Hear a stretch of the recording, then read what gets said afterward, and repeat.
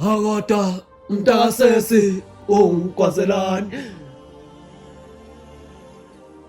Hakoda mntakasesi ungigwazelani.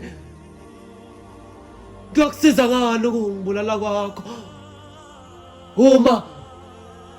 Uma kube icala ukukukhuza kwami ubungangitsheli ngani kunokuthi ungiphuca umphefumulo wami.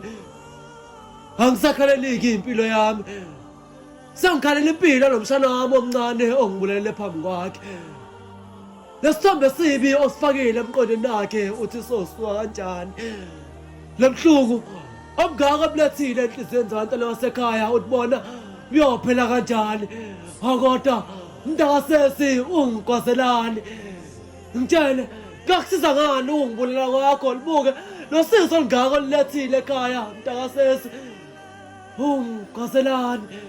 Uma kube icala ukukhuza kwami ubungangitsheli ngani nokuthi ungiphuca umphefumulo wami. Kukusize ngani ukungibulala kwakho? Nkosi yamakhosi, Nkosi yamakhosi, bengicela uvele umshana wami omncane engibulawele phambi kwakhe. Msisele isithombe sibi esihlele emqondweni wakhe. Wehlisa ulaka ungithumele namanxeba asenhliziyweni zabantwana basekhaya. Ebese usale usuyamthethelela nawe mntakasesi. Ngixolele ngoba nawe bengakwazi akwenzayo.